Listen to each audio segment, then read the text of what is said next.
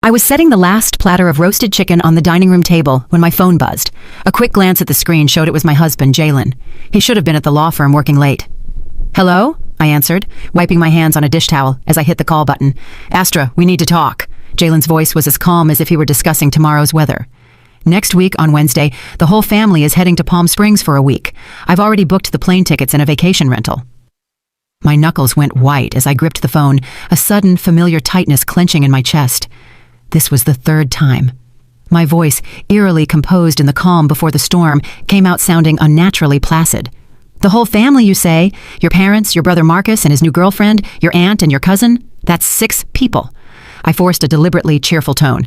"The rental you booked only has 3 bedrooms, and if there are too many of us, it'll be a hassle. So, you don't have to come." I took a deep breath, my eyes scanning the meticulously prepared meal on the table. 2 main dishes and a soup, all of Jalen's favorites. Now all that food, along with my hopes for a quiet dinner together, was destined for the garbage. "Oh, I see. Well, you all have a wonderful time." My voice sounded like a distant echo. "I knew you'd understand, Astra. You're the most accommodating person I know." I could hear his sigh of relief. "Oh, and while I'm gone, don't forget to water the flowers in the garden and my succulents." "Right. Okay." I hung up, standing frozen in place.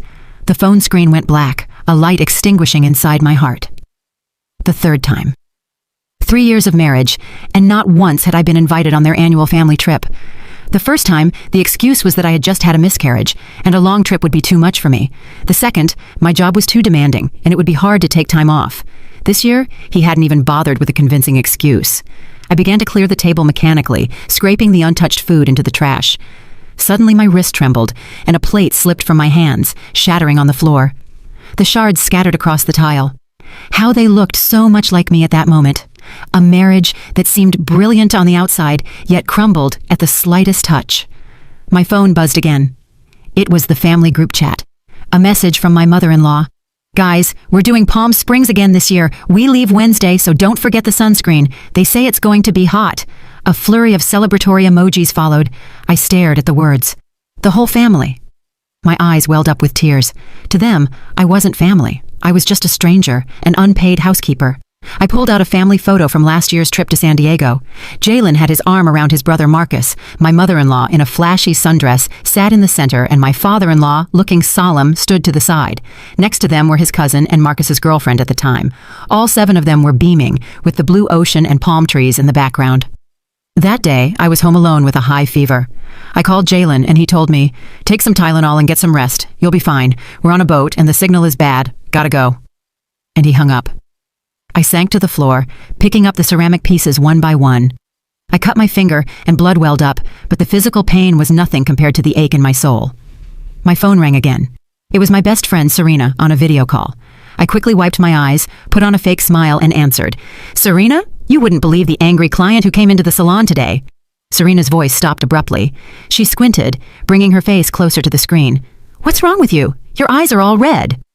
"Nothing. I was cutting an onion and they started stinging." I tried to smile, but it didn't reach my eyes. "Don't lie to me. You think I've known you for more than 10 years for nothing?" Serena's brow furrowed. "What did that jerk Jalen do this time?" Under her piercing gaze, my armor crumbled. In a few hushed words, I explained everything, my voice dropping to a whisper. "I feel like I'm the one being made fun of." "You? It's Jalen and his family who are making fools of themselves. Astra, wake up. These people don't see you as family." I fell silent. Deep down, I already knew it. I just didn't want to admit it. 3 years ago, at our stunning wedding, Jalen had knelt and promised me happiness. The image was still vivid in my mind. How had we gotten here in the blink of an eye? "Astra," Serena's voice suddenly turned serious. "You remember you signed a prenup, right?" I nodded. It was a month before the wedding. Jalen had suddenly proposed a prenuptial agreement, claiming it was a family tradition. Although it made me uncomfortable, I signed to prove I wasn't after his money. "The house is in your name. That's clear property, right? It was a wedding gift from my parents. We registered it as a separate asset, only in my name." I frowned. "Why do you ask?" "No reason," Serena hesitated. "I just want you to take better care of yourself. Hey, since his family is going away next week, why don't you come and stay with me for a few days so you're not alone?" I gently declined her offer.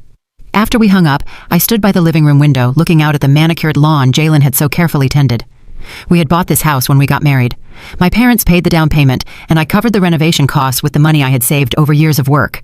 Jalen's family contributed a minimal amount, but they insisted his name be on the deed. The excuse was that a man needed to keep up appearances. The night wore on. I showered and got into bed like an automaton.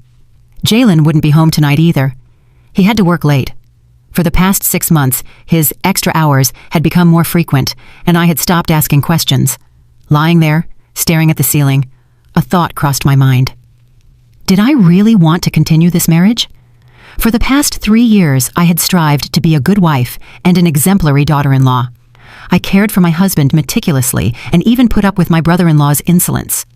What had I received in return? The deliberate exclusion from the group chat, my husband's increasingly frequent absences, and an annual family trip I was always left out of.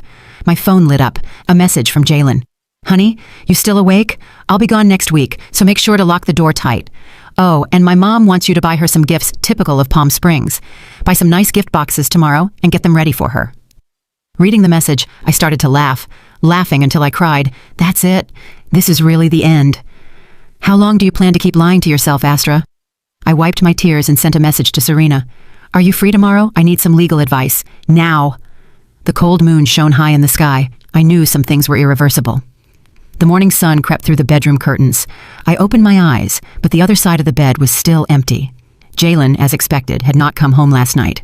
It was the 7th time this month. I got up and opened the closet. My fingers brushed past countless dresses before stopping at an elegant pantsuit. I chose it on purpose today. Jalen always said dresses made me look like a model wife. I washed my face and looked at myself in the mirror. My 29-year-old face already showed profound exhaustion. The fine lines under my eyes and my dull skin were a testament to 3 years of a repressed life. I covered the traces of last night's crying with makeup. Ding-dong. The doorbell rang. Through the peephole, I saw Serena's signature short hair and sharp gaze. She was holding 2 coffees in a paper bag with the delicious smell of pastries. I knew you wouldn't have had breakfast. As soon as I opened the door, she put the food in my hands. I got you an Americano with a little milk and no sugar, and your favorite croissant. The rich aroma of the coffee comforted me. In this city, besides the barista, Serena was the only one who remembered my preferences. Jalen didn't even know I was allergic to peanuts. Last year, at a family gathering, he insisted on serving me a salad full of nuts, saying it was delicious.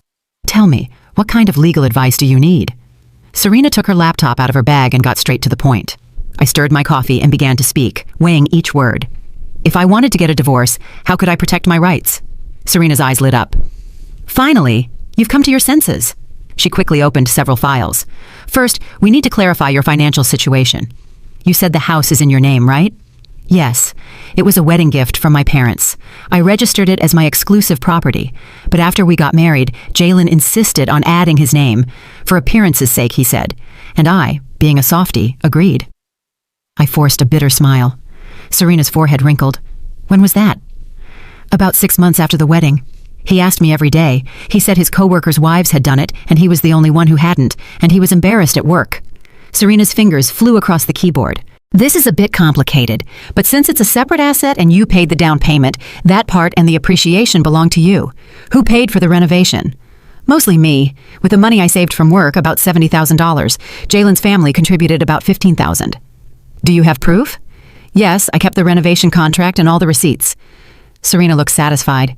The next thing is to gather evidence. Do you know exactly how much Jalen earns? The question left me blank. Jalen's income.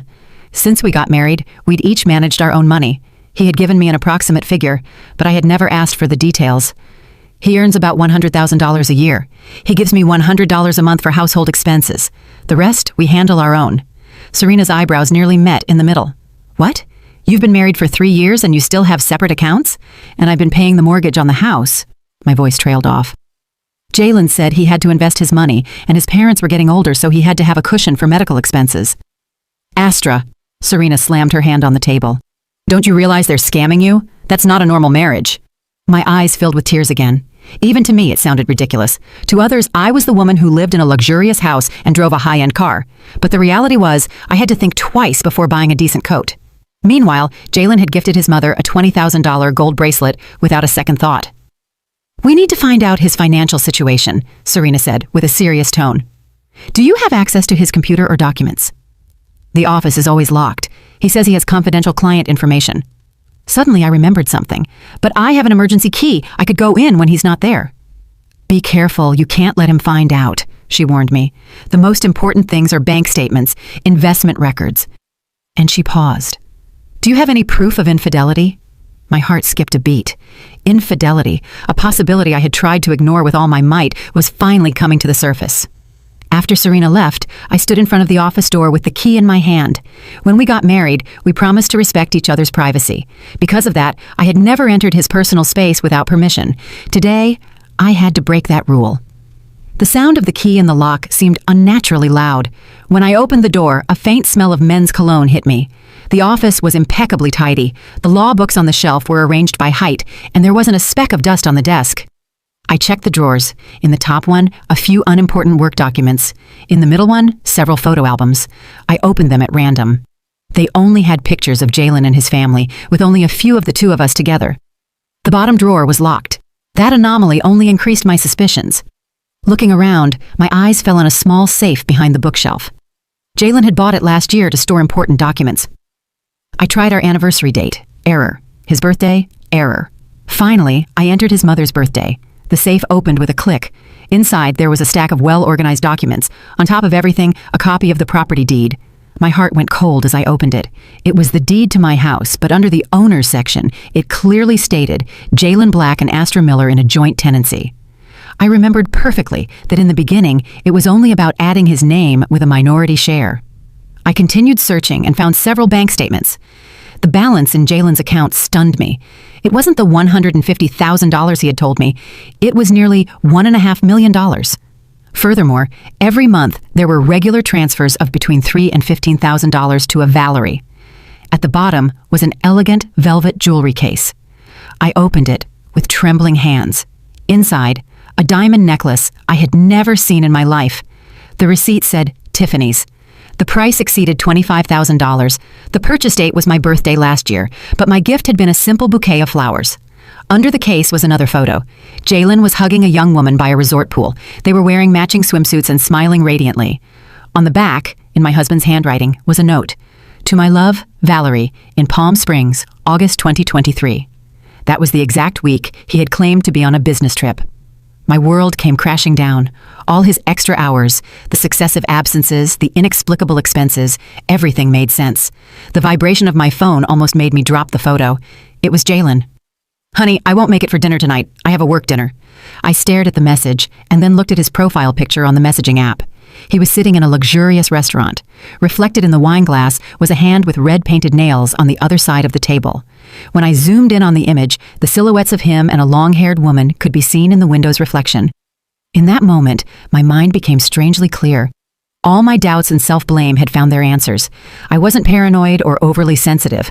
I was just an idiot who was being cheated on. Calmly, I took pictures of all the evidence and sent them to Serena's encrypted email. Then I put everything back in its place. I closed the safe and left the office. At 10 o'clock at night, Jalen came home smelling of alcohol. Sitting on the living room sofa, I watched him with an empty gaze as he stumbled to take off his shoes. Honey, you're still awake? He came over to kiss me, but I turned my head away. You smell like perfume. I don't like it, I said in a flat voice. Jalen paused for a moment and then laughed. It was for work, honey. It must have rubbed off on me a little. Those clients wear really strong cologne. Oh, really? I looked him directly in the eyes. Is that Valerie a client too? Jalen's expression froze. His drunkenness seemed to vanish instantly. What? What are you talking about? Nothing. I stood up. It just occurred to me. You must be exhausted, having to entertain that client so many times a month. Jalen's face went from red to white. Astra, listen to me. I can explain. You don't need to explain anything, I cut him off. I'm tired. I'm going to sleep. I have to go buy those gift boxes for your mom tomorrow. You didn't forget, did you? I turned around and went into the bedroom.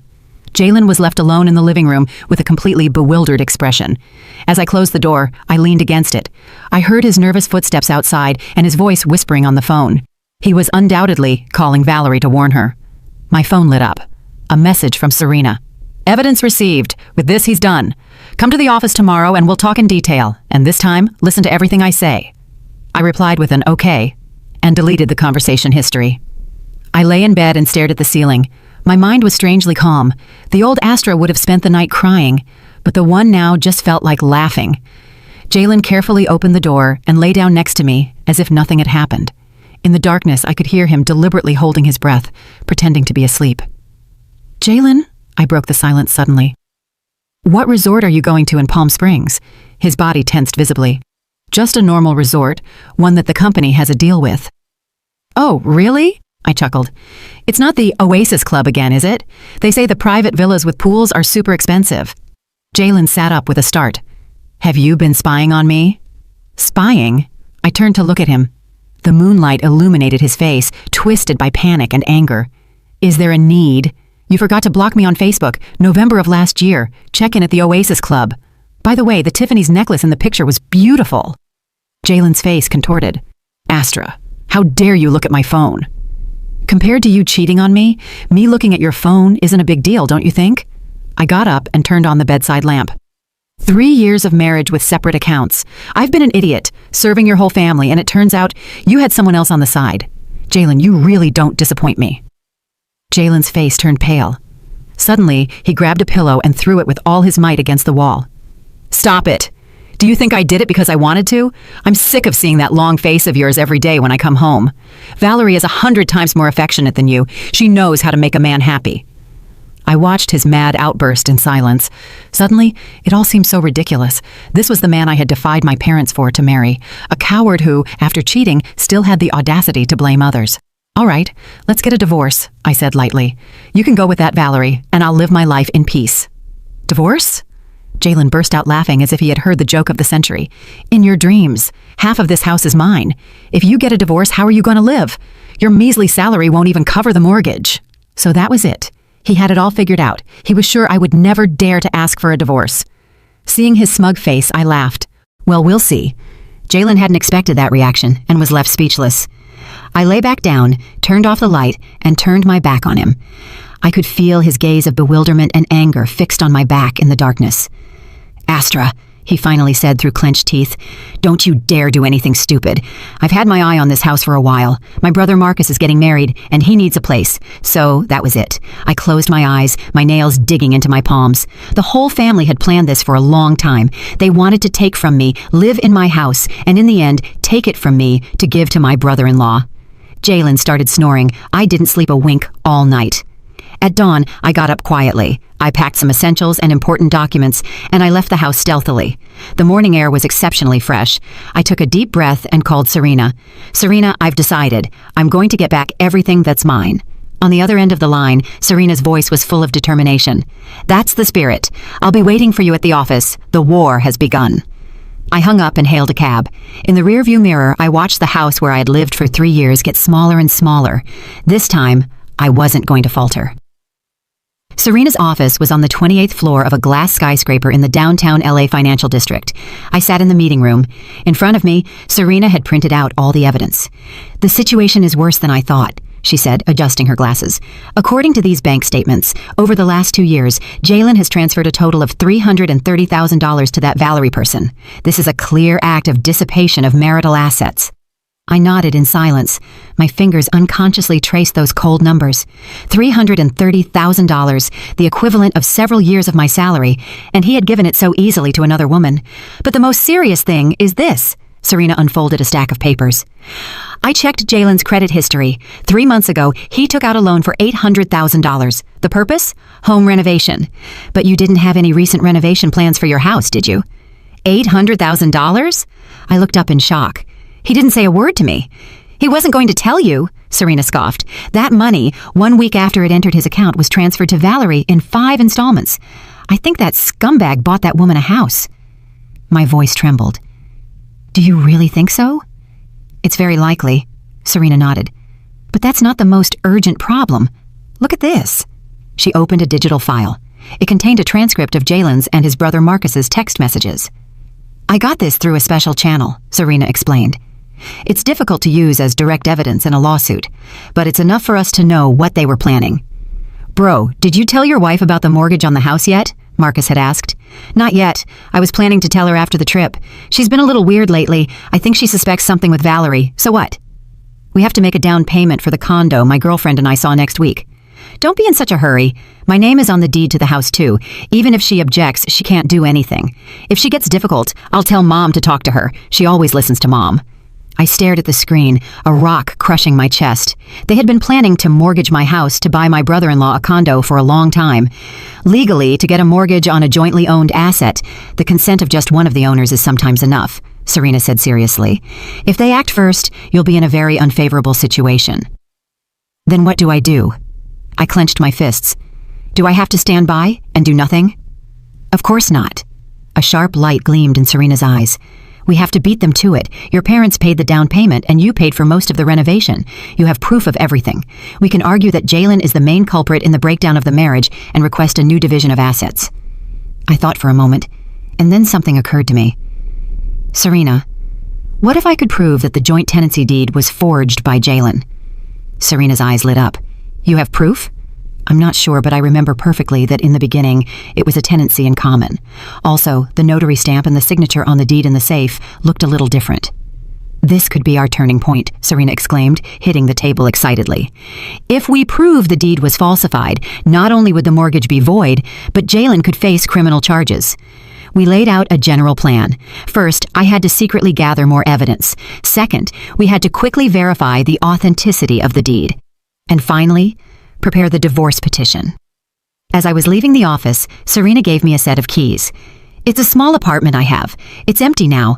Stay there for a while. Don't go back to the house. A cornered Jalen could do anything. I hugged her gratefully. As I exited the building, the sunlight was dazzling. My phone rang. It was a call from Jalen. I took a deep breath and answered. Astra, where have you been? Jalen's voice was filled with anger. My mom just called me. She said you still haven't sent her the gift boxes. She needs them for tomorrow. I almost laughed. After everything that had happened, his first reaction was to scold me for not having run an errand for his mother. I'm out. I have some things to take care of, I said calmly. The boxes have been ordered. They'll be delivered directly to your mom's house this afternoon. Jalen seemed bewildered. He hadn't expected me to be so cooperative. Oh, okay. Hey, about last night. Last night? I asked, feigning ignorance. You were very drunk. You kept talking nonsense. There was a silence of a few seconds on the other end of the line. Yeah, I was very drunk. I don't remember anything. Anyway, when are you coming home? I think I'll be late. Something urgent came up at work. Don't wait up. I made up an excuse and hung up. I went straight to the county recorder's office. With a copy of the original deed and my ID, I was able to successfully view the property's historical records. Indeed, it was clearly stated there. Tenancy in common, Astra Miller 70%, Jalen Black 30%. However, the current deed indicated a 50-50 joint tenancy. That meant Jalen had falsified the documents somehow. I held back my euphoria, immediately took a picture, and sent it to Serena. Bingo! The jerk falsified the type of ownership. This time he's done for. Great, Serena replied instantly. Now I needed to get the original of that falsified deed. It wouldn't be easy. Jalen would surely hide it carefully. I decided to take a risk and go back to the house one more time. At 4 p.m, I took advantage of Jalen being in a meeting at the office to go back. As soon as I opened the door, I knew something was wrong. The living room was in disarray, and the drawers of my vanity were wide open. Someone had been looking for something. I went upstairs quietly. I heard a noise in the office. Through the crack in the door, I saw Jalen, sweating profusely, rummaging through papers. He kept cursing under his breath. He had come home earlier than expected to look for the deed. I went back downstairs stealthily and closed the front door with a deliberate slam. Honey, I'm home! From upstairs, there was a sound of surprise, followed by Jalen's voice, trying to sound calm. Oh, hi, honey. I was in the office looking for some papers. I went up and opened the office door. Jalen was standing by the desk, forcing a smile, but the beads of sweat on his forehead and his disheveled hair gave away his nervousness. Why are you back so early? I asked, feigning concern. Oh, there wasn't much to do at the office. Hey, have you seen the house deed? I need some documents to apply for a loan at work. Just as I expected. Inside, I smiled coldly, but on the outside, I put on a bewildered expression. It's not in the safe. I looked and it's not there, Jalen said nervously. You didn't put it somewhere else, did you? Think carefully. I pretended to think and then said, You know, last month, the Homeowners Association asked us to update the owner information. I took it to make a copy, and of course, my mom has it. She said she wanted to see it, and I left it with her. Jalen's face went white as paper. What? How could you give something so important to someone else? My mom is someone else? I shot back. Besides, my name is on the deed too. What's the problem with my own family having it? Jalen was speechless. A vein throbbed on his forehead. Go get it right now. I need it urgently for work.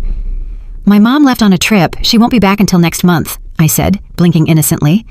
Are you in such a hurry? Then get the loan with the condo you have in your name. Jalen had a small condo in his name as a separate asset that he rented out. Of course, he didn't want to touch his own property. Forget it, I'll find another way, he snapped irritably. Suddenly, he remembered something. Hey, do you really not remember anything I said last night? You said a lot of things. You talked about Valerie, about Palm Springs, about a necklace. I watched as his face hardened, and then I laughed. I'm kidding. You didn't say anything. You slept like a log. Jalen's face, a picture of relief, was priceless. He came closer to hug me. Honey, I've been so busy lately, and I've neglected you. When I get back from the trip, we'll spend some time together, just the two of us. I skillfully evaded his arms. Hurry up and pack. You have an early flight tomorrow. Jalen awkwardly withdrew his arms and went upstairs. Watching his back, I knew I had to keep up the charade. The most important thing now was to calm him down and buy myself some time. After dinner, Jalen got a call and rushed out, probably to meet Valerie and plan their strategy. I immediately searched the office thoroughly. Finally, on the highest shelf, inside a thick criminal law manual, I found the forged deed. I quickly photographed it as evidence and put it back in its place. As I was about to leave, an envelope in the desk drawer caught my attention. When I opened it, to my surprise, I found a drafted mortgage loan agreement. The appraisal of the house was $1,200,000, the loan amount $800,000, and the purpose joint family investment. The most terrifying thing was that in the space for the borrower's signature, my signature had been forged very convincingly. It wasn't mine. Jalen had forged my signature. With trembling hands, I photographed all the evidence and carefully put them back where they belonged. Just as I was about to leave the office, my phone rang. It was my mother-in-law. Astra, her voice was still arrogant. The gift boxes are arriving tomorrow, right? They have to be the good ones with gold details. Don't mess it up. Yes, Mom, don't worry. Everything is ready, I replied, repressing my nausea. She continued with her orders. While we're on vacation, don't forget to water the plants at home once a week. Jalen's succulents are very expensive. Oh, and I have some pickles in the fridge that I made. They'll be ready next week, so take them out and put them in the sun to dry. I responded with monosyllabic replies while looking at the clock. It was already 10 o'clock at night. Jalen still hadn't returned. I decided not to wait any longer. I packed some clothes and important documents and left the house for Serena's apartment. On the way, I called my parents and explained the situation in broad strokes. Contrary to what I expected, my dad didn't scold me for not listening to him. On the contrary, he said firmly, Honey, whatever decision you make, your family will always be on your side. We gave you that house. Don't let that man's family take it from you. On the other end of the line, I heard my mom crying. My poor girl, how could you go through all this without telling us? After I hung up, I finally broke down. I cried uncontrollably in the back seat of the taxi. I wasn't fighting alone.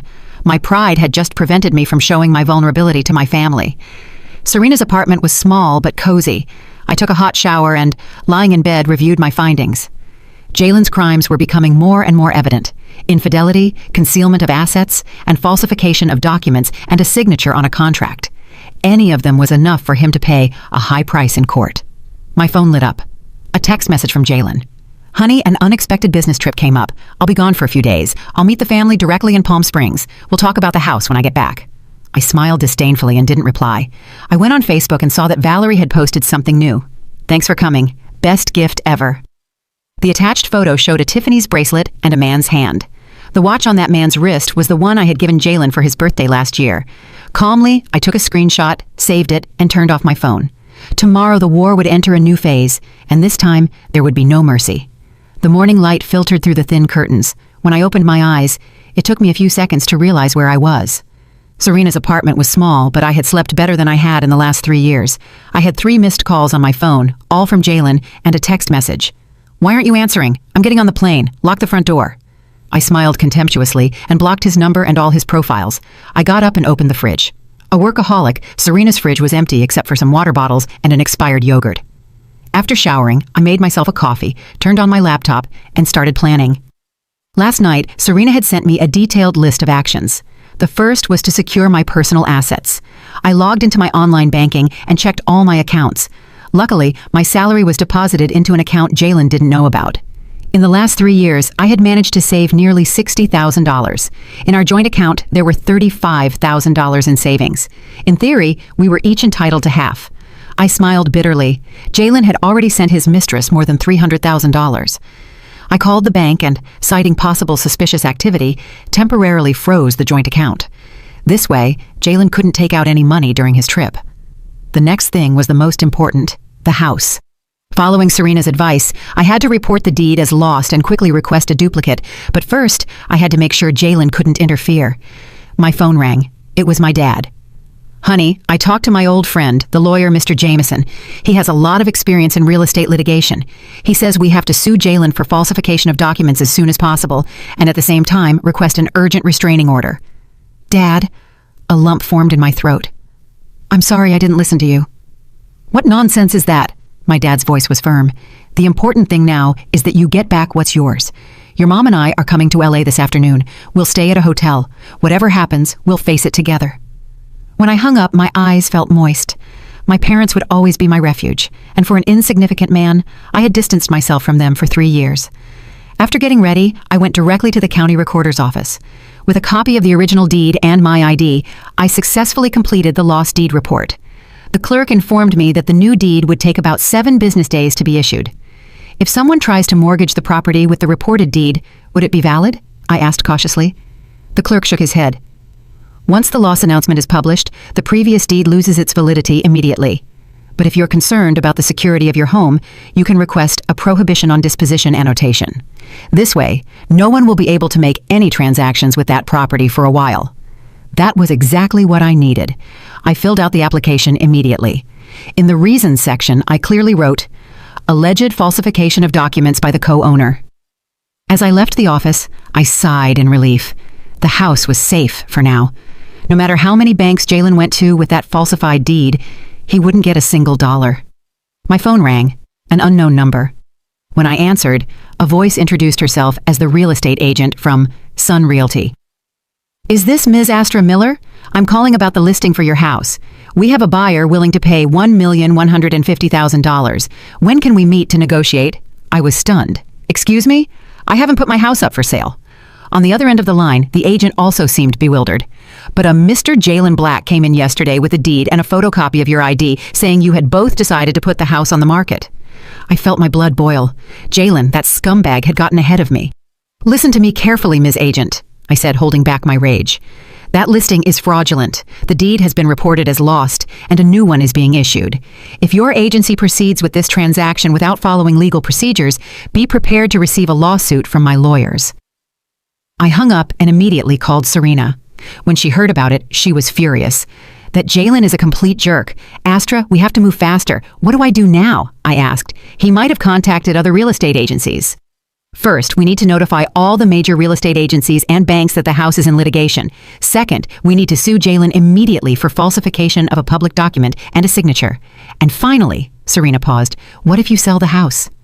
Sell it? The idea surprised me. I had put so much effort into that house, from the blueprints to choosing the materials. Every corner had my touch. But thinking about it, what was the point of living there, facing unpleasant memories every day? "I'll sell it," I said firmly, "but after I regain full ownership." "Good decision," Serena nodded. "Hey, your parents just arrived. Mr. Jameson wants to meet with us this afternoon." At 3 o'clock, I met with my parents and Mr. Jameson in a hotel meeting room. When my mom saw me, she hugged me tightly, her eyes teary. "You're so thin." Mr. Jameson was an intelligent-looking, middle-aged man. He meticulously reviewed all the evidence I had collected, nodding constantly. "The evidence is very solid. Mr. Black's behavior clearly constitutes a crime of falsification of a private document and fraud. He could face up to 3 years in prison." "Prison?" I shook my head. "I just want to get a quick divorce and get my assets back. I don't want to take this to the criminal courts. Despite everything, it's been 3 years. Mr. Jameson understood my position and nodded. "Then we'll focus on the civil path. According to the civil code, the fact that Mr. Black has cohabitated with another person as if they were his spouse and has donated a large amount of money during the marriage is a serious cause for divorce. In the division of assets, he could receive a smaller share or even nothing." We agreed on the legal strategy. First, we would request a restraining order to freeze Jalen's assets. Then we would file the divorce petition, requesting the redistribution of the house's ownership and compensation for the marital assets Jalen had dissipated. "There's one more problem," Mr. Jameson said, adjusting his glasses. "Do you know where Mr. Black is currently? The court needs to notify him of the lawsuit." I opened my phone and went into the family group chat. Although I had the notifications silenced, I could see the photos they were uploading. The most recent one was a family photo on a beach in Palm Springs. Jalen was hugging Valerie by the waist, smiling radiantly. The caption read, "Family photo, only missing the daughter-in-law." My hands were trembling so much I could barely hold the phone. So that was it. Jalen's family trip was planned from the beginning to take Valerie, and I, his legal wife, had been completely excluded. "They're at the Oasis Club in Palm Springs," I said calmly, handing my phone to Mr. Jameson. The photo showed the time and location. Mr. Jameson photographed the evidence and asked me, "Ms. Miller, when do you plan to retrieve your things from the house?" "I'm going to go get everything today," I said with determination. If Jalen dared to take his mistress on a trip, passing her off as his family, I no longer had to keep up appearances for him. When I returned to the house, I started systematically packing my belongings. The books from my college years in the office, the clothes and shoes from the walk-in closet, the dishes I had so carefully chosen in the kitchen. 3 years of marriage had accumulated a lot of things. As I was packing, the doorbell rang. Through the peephole, I saw an unknown woman with a folder in her hand. "Is this the residence of Mr. Jalen Black?" she asked politely. "I'm an account manager from ABC Bank. Mr. Black asked me to pick up some documents." An employee from the bank. Jalen's reaction had been faster than I thought. I opened the door, but didn't let her in. "What documents?" "Mr. Black told me you were already aware. The property deed to the house and your original ID." Her gaze scanned the inside of the house over my shoulder. I almost laughed out of anger. Jalen, from a distance, was sending a bank employee to my house to try and take the documents. "I'm sorry, but I don't know anything about that," I said coldly. "And the deed isn't here." The woman looked bewildered. "But Mr. Black—" "It doesn't matter what he told you," I interrupted her. "I suggest you check the latest public notices from the county recorder's office. This house is currently in litigation, and any bank that grants a mortgage on it will have to face the legal consequences." Her expression changed, and she left in a hurry. I closed the door and immediately sent an email to the credit departments of the major banks, officially informing them that the house was in litigation and that any loan application on this asset would be void. At dusk, I finished packing all my things. The moving truck parked at the door. The movers began to load the boxes. I took one last look at the place I once called home. I didn't feel a single ounce of nostalgia. Wait, something occurred to me. I went back to the bedroom and took a small box from the nightstand. Inside were a pair of pearl earrings, the only keepsake I had left from my maternal grandmother. In 3 years, I hadn't worn them for fear of losing them. Now they were finally back with their rightful owner. I locked the front door with the key and handed it to the doorman of the community, informing him of my move. I asked him that any matters related to the house should be handled through my lawyer. The doorman had known me since the day I moved in. "Ms. Miller, has something happened?" he asked hesitantly. "From now on, please call me Astra," I corrected him with a smile. "Thank you for everything, sir." I drove to the hotel where my parents were staying. I felt lighter than I had in a long time. On the way, I received a text from Serena. "Restraining order granted. All bank accounts in Jalen's name have been frozen. We've also published the notice of the lost deed. It's now legally effective." I thanked her and called my parents. On the other end of the line was my old college roommate from London, now a senior executive at a multinational company. "Astra, it's been a while." Emma's voice sounded full of energy. "Hey, is that position you mentioned at the Singapore office still open?" I looked at the road ahead and asked in a firm voice, "I think I need a new beginning." A week later, I was sitting in Mr. Jameson's office, reviewing the newly drafted divorce petition. The document detailed the serious reasons attributable to Jalen: cohabitation with another person, falsification of documents, dissipation of marital assets. Each point was backed by solid evidence. "The court has accepted the petition. The notification will be sent urgently to the hotel in Palm Springs where Mr. Black is staying," Mr. Jameson said, handing me another stack of papers. "This is the restraining order. All bank accounts, stocks, and real estate in Mr. Black's name have been seized." I nodded and turned to the last page. Jalen's reaction was more violent than I had imagined. The same day he received the court notification, he tried to fly back from Palm Springs, but with his credit cards blocked, he couldn't even buy a plane ticket. In the end, he had to ask his brother for money. "He should be in LA by now," Mr. Jameson warned me. "Do you think you need to lay low for a while?" "No," I shook my head. "The time has come for me to face him face to face." Just as I finished speaking, my phone started ringing frantically. Jalen's name flashed on the screen. It was the umpteenth number he had used since I blocked him. I pressed the call button and put him on speakerphone. "Astra, have you gone crazy?" Jalen's yell echoed in the office. "How dare you sue me and freeze my accounts?" "Mr. Black," I said calmly, "I ask you to watch your words. My lawyer is recording this conversation." There was a noticeable pause on the other end. Then his tone softened. "Astra, honey, do we really have to do this? We can sit down and talk things out calmly." I smiled disdainfully. "When you forged the deed and my signature on the mortgage contract, why didn't you think to talk to me about it? When you took your mistress on a trip, passing her off as your family, why didn't you think to talk?" "It's all a misunderstanding," Jalen hurried to explain. "Valerie is just a distant cousin. The family photo was a joke, and the deed could have been a mistake by the county clerk. We can go and correct it." "Mr. Black," I cut off his clumsy lies, "I'll see you in court." And I hung up. Mr. Jameson nodded in approval. "Well handled. Now he'll go all in. We need to be prepared." Indeed, less than half an hour later, I received an urgent message from Serena. Jalen went to the house with his parents. They're at the doorman's booth, making a scene to get him to change the lock. Mr. Jameson and I headed there immediately. From a distance, we could already hear my mother-in-law's shrill voice.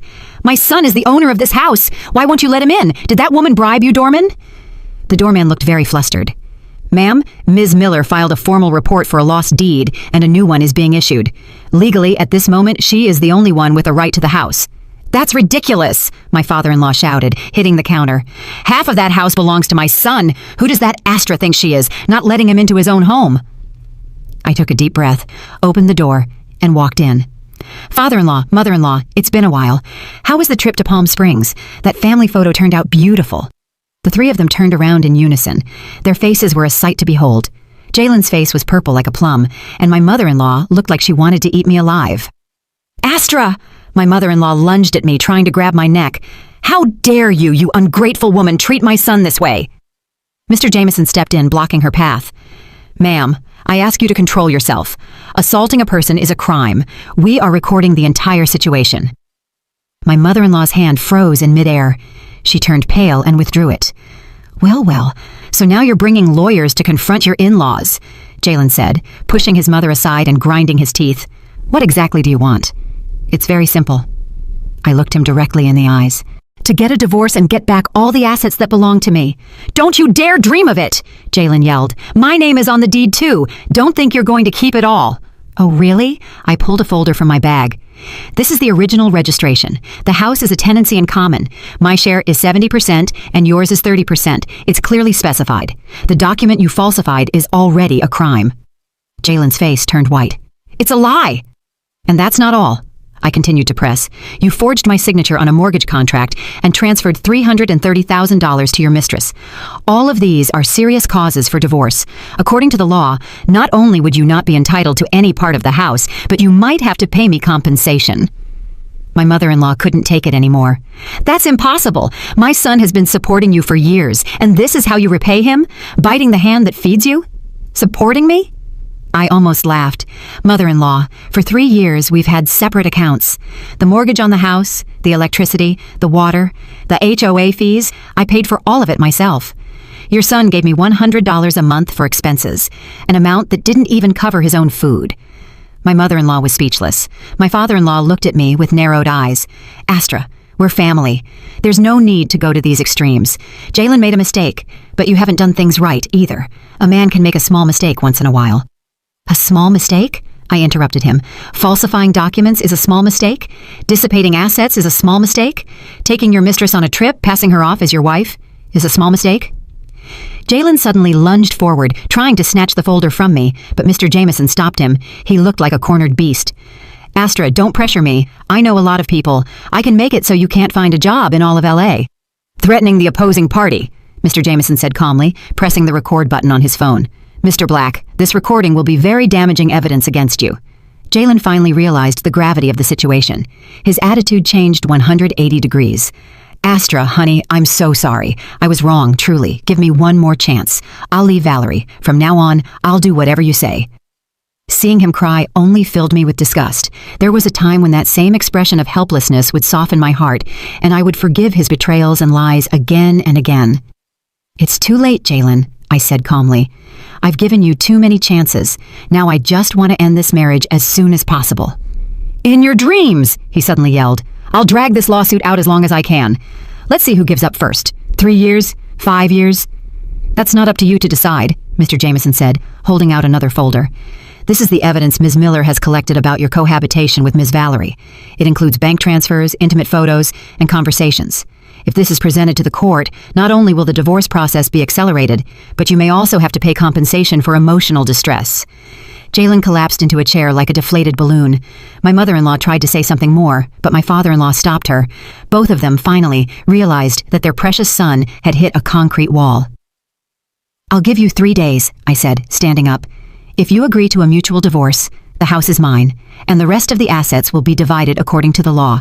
If you want to continue with the lawsuit, we'll see each other in court, but be prepared to face all the legal consequences." As I left the doorman's booth, I sighed in relief. The sun warmed my face. My phone rang. An email from Emma. The attached file was a job offer for the position of marketing director at the Singapore office. The salary was 3 times what I was currently making. "Have you made a decision yet?" Mr. Jameson asked. I nodded. "As soon as I sort things out here, I'm going to Singapore to start a new life." "That's a smart decision," Mr. Jameson smiled. "But Jalen won't give up easily.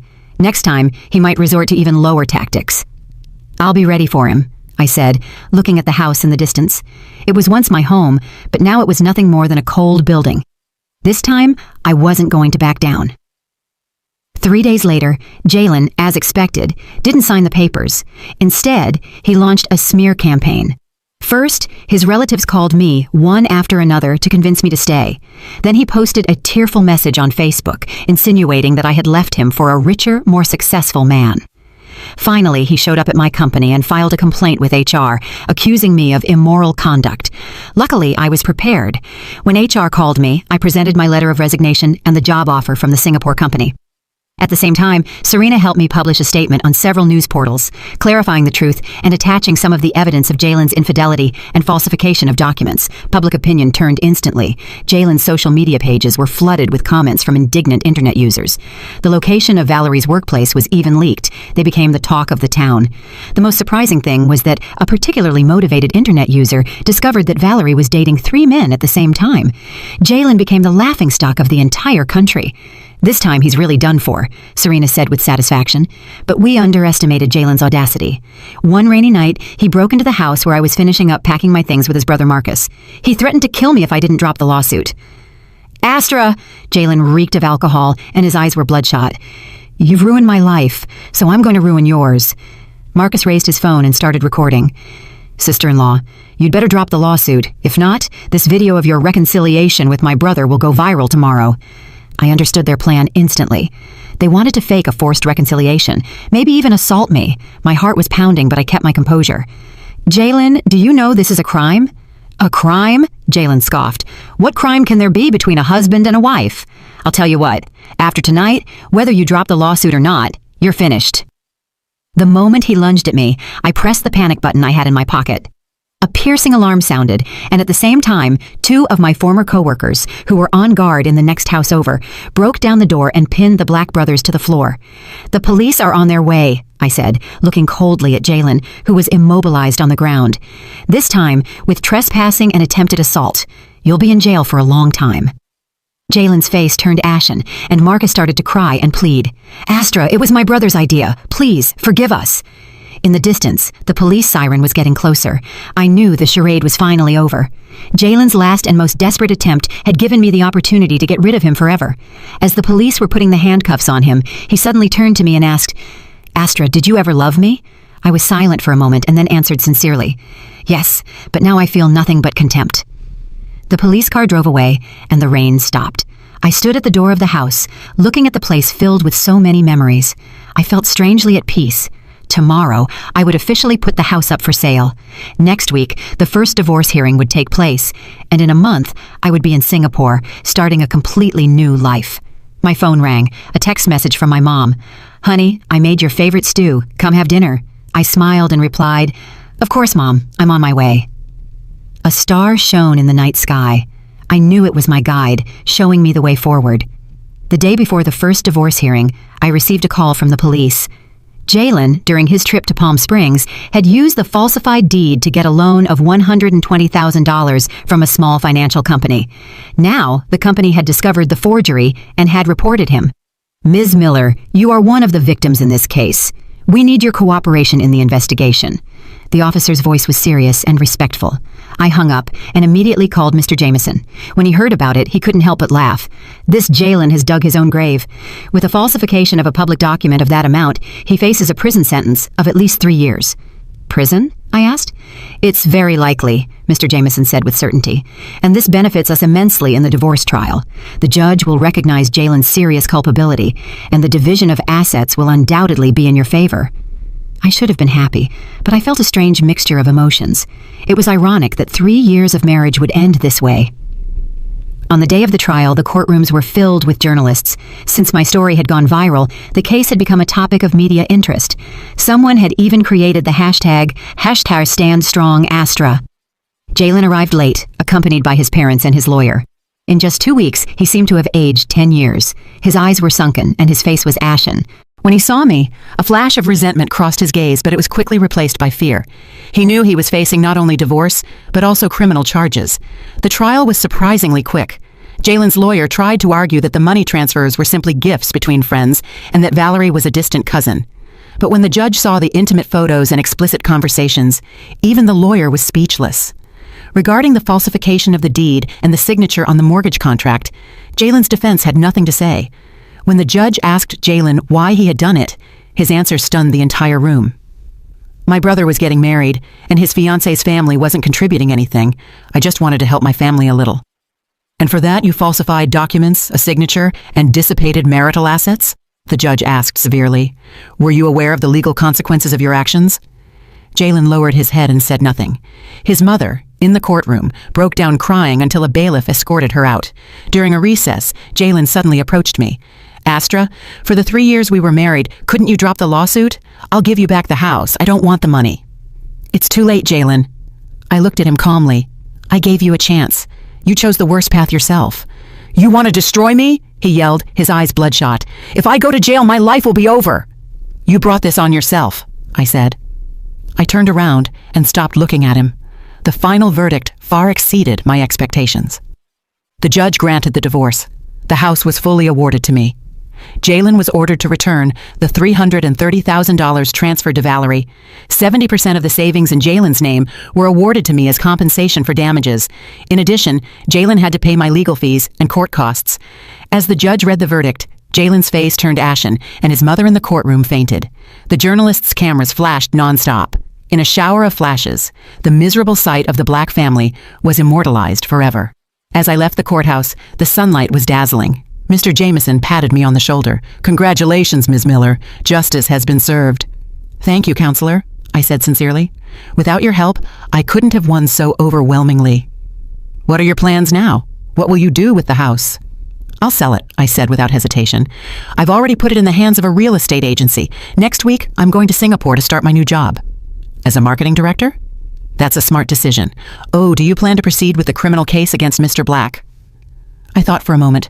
I don't want to have any more dealings with him. If he admits his guilt and returns the assets, I can drop the charges, but what the law decides is up to the law.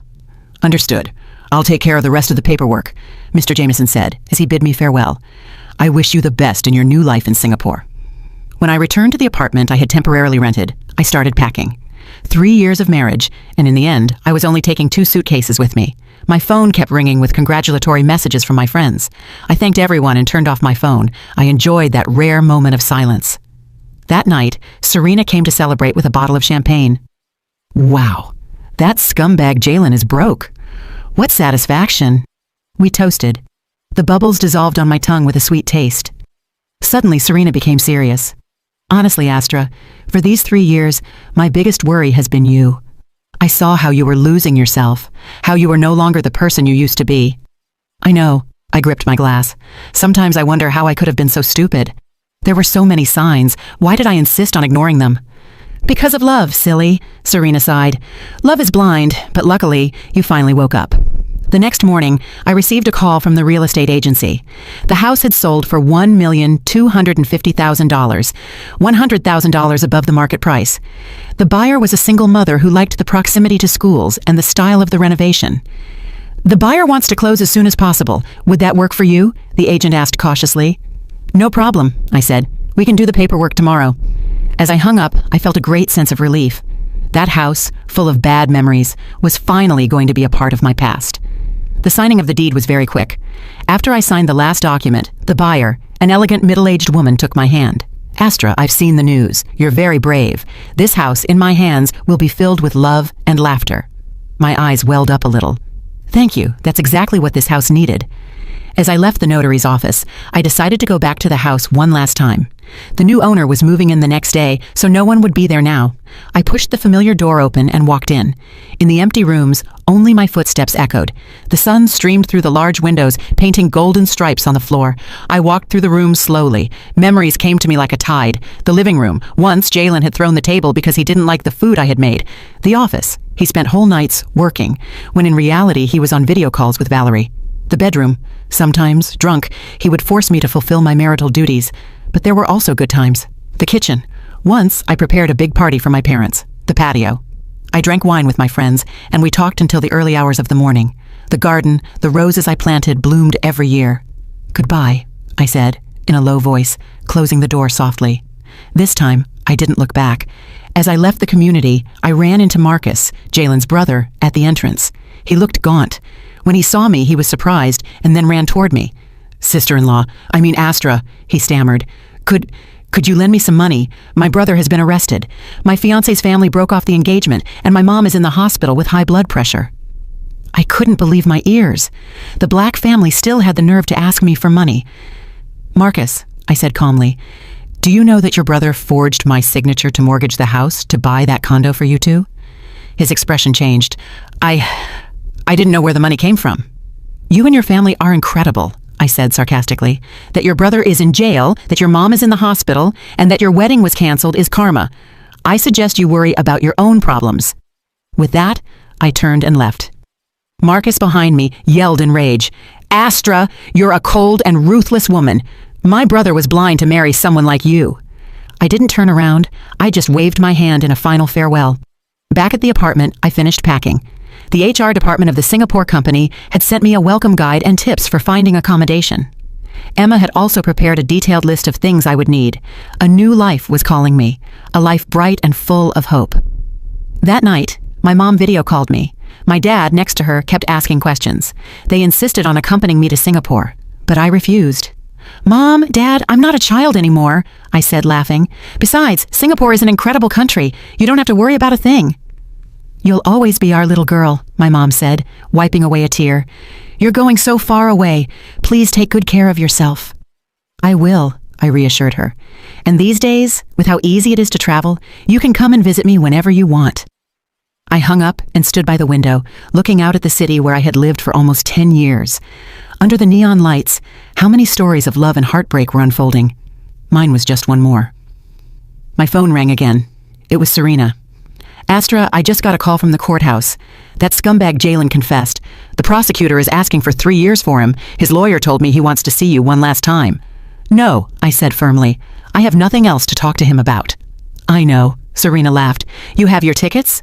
Do you want me to come with you to the airport?" "Tomorrow at 3 in the afternoon. You don't have to come. You know I hate goodbyes. Have a good trip." Suddenly, Serena's voice cracked. "Call me often and don't forget your friends when you get a new boyfriend." "What are you talking about? You're my best friend." A lump formed in my throat. "As soon as I get settled, I'll invite you to Singapore." The night went on. I finished packing the last suitcase. I turned off the light and lay in bed. Tomorrow at this time, I would be 30,000 feet high, flying toward a completely new life. I closed my eyes, and the memories of the last 3 years passed before me like a slow-motion movie. Pain, betrayal, struggle, awakening. In the end, it all had become the force that propelled me to grow. I remembered a quote I had read somewhere. "There are paths you must walk alone, tears you must wipe yourself, and pains you must endure in solitude. But when you overcome all that, you will find a better version of yourself." Tomorrow, the sun would rise again, and I would no longer be the Astra who put up with humiliation. Changi Airport, Singapore, a bustling hive of people. I pushed my luggage cart, and as I walked out, I saw Emma holding a sign with my name on it. We hadn't seen each other in 3 years. She had short hair and an elegant business suit. She looked even more determined than in our UK days. "Astra!" She ran to hug me enthusiastically. "Welcome to your new life!" Emma helped me settle into an apartment near the office and invited me to try authentic bak kutta. At the table, she cautiously asked about my divorce. I summarized it for her briefly. "What a jerk! He should rot in jail." I smiled and shook my head. What's in the past is in the past. Now, I just want to look forward. The new job was a challenge, but very stimulating. As the marketing director for the Asia-Pacific region, I was responsible for brand promotion in several countries. The busy routine didn't leave me time to think about the past. Every day was full and meaningful. A month later, I received an email from Mr. Jameson. Jalen had been sentenced to 3 years in prison for falsification of a public document and fraud. At the same time, the court had executed the divorce decree. The savings in Jalen's name were transferred to my account. Valerie was also ordered to return part of the money. The email included a clipping from the crime section of a national newspaper with the headline, "Wife's Blitz Divorce After Husband's Deed Forgery Scam." In the photo, Jalen was surrounded by journalists, looking pathetic. I calmly closed the email. I felt nothing. On the weekend, I attended a yacht party in Marina Bay, organized by the company. The night view of Singapore was a spectacle of lights. My coworkers were toasting cheerfully. Jackson, the senior marketing director, approached me with a glass of champagne. "Astra, I heard you left an important position in Spain to come to Singapore. You are very brave." I smiled without saying anything. He didn't know I hadn't come for my career, but to escape a past I didn't want to go back to. 3 months passed, and I had fully adapted to the pace of life in Singapore. The work was going smoothly, and I had made new friends.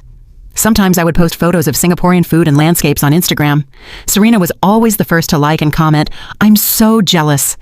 One Tuesday morning, while I was preparing the quarterly report, my phone rang, an unknown number with an LA area code. "Hello?" I hesitated for a moment before answering. "Is this Astra Miller?" a weak female voice said. My phone almost fell from my hand. It was my ex-mother-in-law. How had she gotten my new number? "I'm Jalen's mother." "What do you want?" I asked coldly. "Astra," her voice cracked. "I was wrong. Everything that happened was my fault. Please forgive my Jalen. He's already been sick twice in jail. The doctor says if he keeps going like this—" "Ma'am," I interrupted her. "First, you are not my mother. Second, if Jalen is in jail, it's because he brought it on himself. And finally, don't contact me again." "How can you be so cruel?" Her voice became shrill. "You were husband and wife. How can you stand by and do nothing while he's dying in jail?" "If he's really sick, the prison has its own medical services," I said calmly, "and my lawyer will send you a formal notice for harassment." I hung up and immediately called Mr. Jameson. He was also surprised that my ex-mother-in-law had gotten my number and promised to investigate the source and take legal action. This incident was like a small stone thrown into a calm lake. It created some ripples, and then everything returned to tranquility. 2 weeks later, I received a message from an unknown person on LinkedIn. "Dear Astra Miller, I'm Iris Jones, head of HR for the X Group. I've heard you've been very successful in Singapore. I've taken the liberty of contacting you. We are currently looking for a marketing director with international experience. I was wondering if you'd be interested in coming back to the US to continue your career." The X Group was a giant in the industry in the US. The position of marketing director had always been my goal. But to go back? I wasn't ready to face that place full of painful memories. I replied courteously, "I am very satisfied with my current job and have no plans to change in the short term."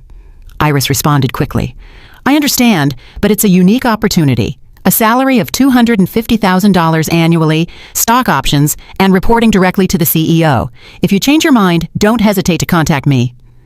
$250,000, double my current salary. I stared at the message for a long time. In the end, I didn't delete it. Time flew, and I had been in Singapore for 6 months. During that time, my team managed to close 2 major contracts. The CEO publicly congratulated me at the annual meeting. Emma, saying I was the fastest adapting foreign employee, even encouraged me to apply for permanent residency. But the offer to return to the US kept nagging at me. It wasn't about the position itself, but because I suddenly realized I was running away. Running away from the place where Jalen was, where the painful memories were. Running away from the weak person I had been in the past. One weekend, I went to Sentosa Island by myself. Sitting on the white sand, looking at the blue ocean, I suddenly understood that true detachment isn't running away, but having the ability to face things and still choose not to look back. That night, I wrote to Iris, expressing my interest in talking more. At the same time, I contacted Mr. Jameson to ask if, in case I returned, Jalen and his family could harass me. Mr. Black is still serving his sentence. He has at least 2 years left before he gets out, he replied. His parents, after my firm's warning, won't dare to bother you. Besides, your reputation in the U.S. is very good. Many women consider you an example of a woman fighting against domestic abuse. An example? I smiled bitterly. I was just a normal woman who, when cornered, had fought back. The interviews with the X group went very well. After a video interview, they even offered to arrange an in-person meeting in Singapore. The president of the Asia-Pacific region had dinner with me and explained the company's expansion plans in detail. Ms. Miller, we are deeply impressed with your background, the president said sincerely. Not just for your professional ability, but for the strength and courage you have shown. Those are the fundamental values of our company culture. So, after 8 months in Singapore, I decided to return. Emma, although saddened, understood my choice.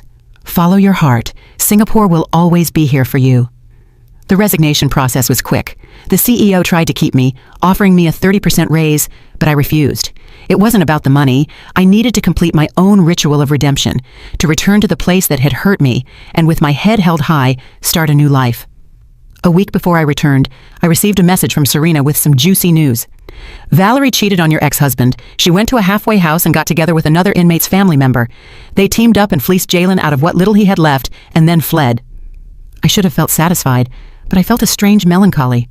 Jalen, who had calculated so much, had ultimately been betrayed by everyone. Was that karma?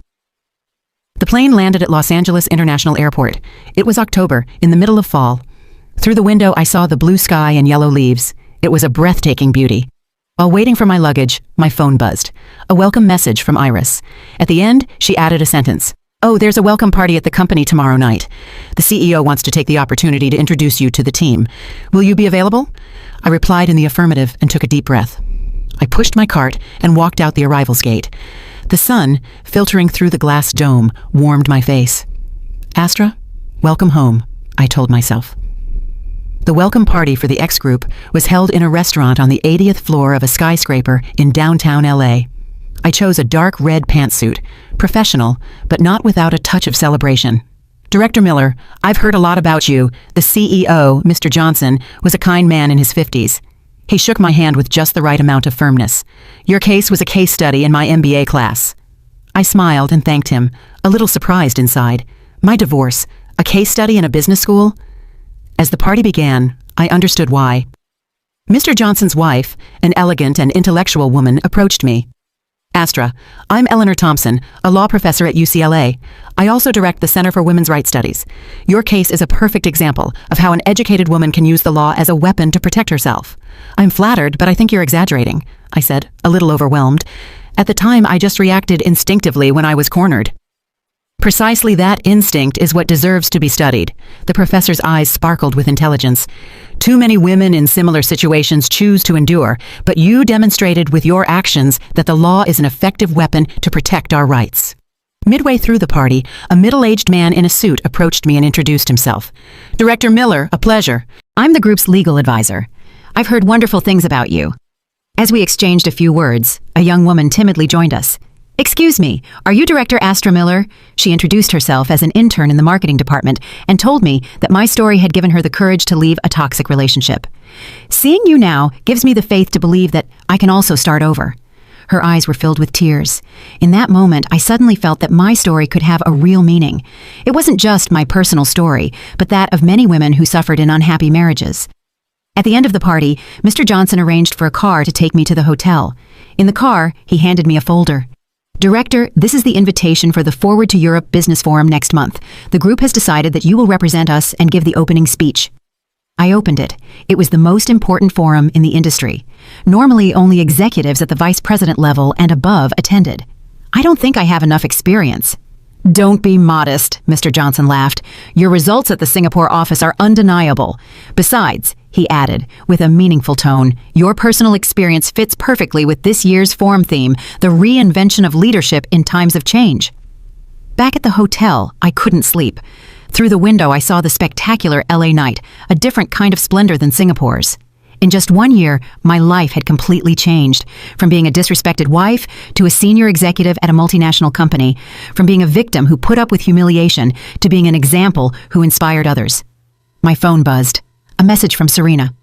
"How's it going? First day back and you're already adapted? Let's get together tomorrow." I replied with a smiling emoji. "Of course, I have 1,000 things to tell you." The next day, I met Serena for lunch at a quiet cafe. As soon as she saw me, she hugged me tightly. "Wow, Director, that charisma is noticeable from 100 feet away." I laughed and gently hit her shoulder. "Stop with the nonsense and tell me how your promotion to partner is going." "Don't even get me started," Serena waved her hand. "The old-timers still say I'm too young, but," she lowered her voice conspiratorially, "I just landed a big case. Jalen's mother sued Valerie for the restitution of assets." "What?" I almost spit out my coffee. "What kind of soap opera is this now?" It turned out that my ex-mother-in-law was claiming that Valerie had scammed Jalen and was demanding the return of a total of $500,000 in donations. Valerie, on her part, was claiming that it was compensation for her lost youth. The two women put on a show in court, the mother-in-law calling Valerie a tramp, and Valerie replying that she hadn't known how to raise her son. The judge was completely shocked, Serena recounted, amused. I shook my head. I didn't want to know any more about that farce. Jalen and his disastrous life no longer had anything to do with me. "Oh," Serena said, suddenly becoming serious. "I have something important to tell you. Jalen might get out of jail 6 months early for good behavior. He could be out next month." She looked at me with concern. "Will it affect your decision to come back and thrive here?" I thought for a moment and shook my head. "No, LA is very big. It's not easy for us to run into each other. Besides, the Astra of now is no longer the one who lets herself be walked all over." "That's the Astra I know." Serena raised her glass. "To your new life." The following days were a whirlwind. I officially took control of the marketing team and began to build my own team. I revised the speech for the Forward to Europe Business Forum over and over until it was perfect. The day of the forum, I chose a royal blue tailored suit. Professional, but not without femininity. Standing in front of the mirror, I almost didn't recognize the person looking back at me, confident, imposing, with a look full of conviction. Next, on the topic of the reinvention of leadership in times of crisis, please welcome the marketing director of the X Group, Astra Miller. Amidst applause, I walked up to the podium. Under the spotlights, I couldn't see the faces of the audience very well, but that comforted me. A year ago, I found myself in the biggest crisis of my life. My voice was clear and firm. My marriage had broken down. My trust had crumbled, and my own value had been completely denied. I shared how, in the midst of that crisis, I had rediscovered myself, how I had transformed pain into the strength to grow. At the end of my speech, I said, "True leadership doesn't lie in controlling others, but in controlling our own lives. When we have the courage to face our deepest fears, we discover our greatest strength. Thank you." The entire auditorium stood up and applauded. Afterwards, attendees surrounded me to exchange business cards. Among them were heavyweights in the industry. Mr. Johnson, in the distance, gave me a thumbs up. His face reflected the joy of having discovered a treasure. In the car back to the company, I received a message from an unknown number. "Astra, I got out of jail. I heard you're doing very well. Congratulations. Could we see each other one more time? I have so many things to tell you." It was Jalen. My fingers hesitated over the screen. Finally, I deleted the message and blocked the number.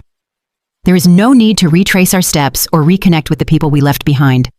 The video of my speech at the forum went viral and brought me some unexpected opportunities. First, interview requests from several economic magazines. Then, an invitation to participate as a commentator on a television show. Finally, a publishing house contacted me to propose writing a book about female leadership. "Director, you've become the company's star," my young assistant said, smiling. "Reception says you've been receiving a lot of flowers from admirers lately." I shook my head and asked her to tell the reception to reject all gifts from unknown sources. Fame is a double-edged sword, and I knew that very well. One Friday afternoon, while I was reviewing the quarterly report, Iris knocked on my door. "Director, next month is International Women's Day. The Federation of Women in Business has invited you as a representative of successful women to give a speech at a high-level forum. The CEO has already given his approval. Take a look." I received an invitation with golden borders. It clearly read, "The Growth and Empowerment of Women in the New Era." On the list of invited speakers were famous businesswomen, academics, and artists. My name was among them. "Don't you think this is too much for me?" I said, a little worried. Don't be modest. Iris patted me on the shoulder. Director, do you know what they call you online? The comeback queen, the modern Joan of Arc. Your story has inspired countless women. That night, I video called my parents to give them the good news. My mom was so emotional, she kept crying, and my dad proudly said he would tell the whole family to watch the live broadcast. Astra, my mom suddenly said, lowering her voice, that Jalen fellow came to the house a few days ago. My smile froze. What did he want? He said he came to apologize. My dad continued. The truth is, he looks very gaunt and much more polite. He said he knew he was wrong, that he didn't expect you to forgive him, but that he would like to have the opportunity to make it up to you. Mom, Dad, you didn't give him my number, did you? Of course not, my mom hurried to say. Your dad almost chased him out with a broom. I sighed in relief and asked them to please not receive him again. I hung up and stood by the window, looking at the lights of L.A. The appearance of Jalen had been like a small stone thrown into the calm of my heart, but the ripples quickly dissipated. The Women's Day Forum was held with great fanfare at the Los Angeles Convention Center. I prepared a speech titled, The Path of Personal Reinvention for Women, from the home to the professional world. I shared how I had left a toxic relationship and reclaimed my own worth. When we give others the right to define us, we lose our most precious freedom, and true empowerment begins with reclaiming that right. My voice resonated in the hall. Divorce is not terrible. What's terrible is not having the ability to divorce. Being single is not terrible. What's terrible is not having the ability to live alone. The audience erupted in thunderous applause. I saw many women with teary eyes, including my mom. She and my dad had come to LA especially to attend the forum. Afterward, a white-haired woman, accompanied by an assistant, approached me. I recognized her as a famous businesswoman. Astra, what a great speech. She took my hand affectionately. Sincere stories always have the greatest power. I hope you continue to raise your voice for women. Emotionally, I didn't know what to say. I just nodded. The photographer's flashes went off non-stop, immortalizing the moment. That night, the photo was on the front page of the major business newspapers. At the reception after the forum, I received countless business cards and collaboration proposals. I was a little tired of greeting so many people when a familiar figure appeared at the ballroom door. It was Jalen. He was wearing a suit that didn't fit him well and holding a bouquet of flowers, trying to sneak into the event. Security stopped him, and a scuffle ensued. I hesitated for a moment and then walked over. Astra, Jalen's eyes lit up when he saw me. I just wanted to congratulate you in person. You look stunning. He had lost a lot of weight and had deep dark circles under his eyes. There was nothing left of his former poise. The bouquet of flowers he was carrying was cheap and looked pathetic. Jalen, I said calmly, please leave. I know I don't have the right to see you, his voice cracked. I was really wrong. Valerie ran away with all my money. My mom had a heart attack from the shock and is in the hospital. And I've lost my job. It's my karma. Seeing him cry didn't evoke any emotion in me. The wound of the past was so deep that I no longer had the strength to even hate him. Let's leave the past behind, I said. I wish you the best, but don't come looking for me again. Jalen suddenly knelt. Give me one more chance. Security, I turned and called. Please escort this gentleman out. 2 security guards grabbed Jalen by the arms and dragged him outside. He struggled, yelling as he turned to look at me. Astra, you're a ruthless woman after all we've been through. Everyone in the ballroom turned to look and whispered. I composed myself, raised my head, and returned to the event. My mom greeted me with a worried look. I hugged her gently. Mom, I'm fine. After that night, Jalen never appeared in my life again. Some said he had gone to the South to work in construction, others that he had gone back to his hometown to take care of his sick mother. Whatever the case, it was no longer my business. The success of the forum continued for some time. My followers on LinkedIn skyrocketed, and every day I received hundreds of messages of inquiries and collaboration proposals. The company took the opportunity to appoint me director of the newly created Center for the Development of Female Leadership, and granted me an additional package of stock options. With the arrival of spring, I bought an apartment in LA. The day of the signing, I made sure the deed was solely in my name. In the empty apartment, I made a video call to Serena to toast virtually. Wow, director, now you're a true winner, Serena said on the other side of the screen, biting into an apple. But what about love? Any news? My work is my love, I laughed, changing the subject. Hey, and your promotion to partner? Thanks to you, I got it, Serena raised her glass triumphantly. Now the old-timers at the firm call me counselor, with all due respect. We toasted through the screen, celebrating our respective successes. I hung up and went out onto the balcony. The April air of LA was filled with the scent of lilacs. In the distance, the skyscrapers of downtown could be seen. The lights shone like a galaxy. A year ago, I was still the Astra, trapped in an unhappy marriage. Today, I had transformed into a butterfly, living a life I had never dared to dream of before. My phone rang. An email from the editor of the publishing house. He had sent me the revised manuscript. My memoirs, titled Rebirth, were about to be published at the end of the year. The editor suggested I add a chapter on how to build healthy relationships. Because, he wrote in the email, many readers will wonder if, after everything you've been through, you still believe in love. I sat at the desk, opened my laptop, and on a blank page, I wrote a line. I believe in love, but I believe more in myself. True security never comes from another's promise, but from self-confidence. Outside, a crescent moon rose silently, painting the world with silver.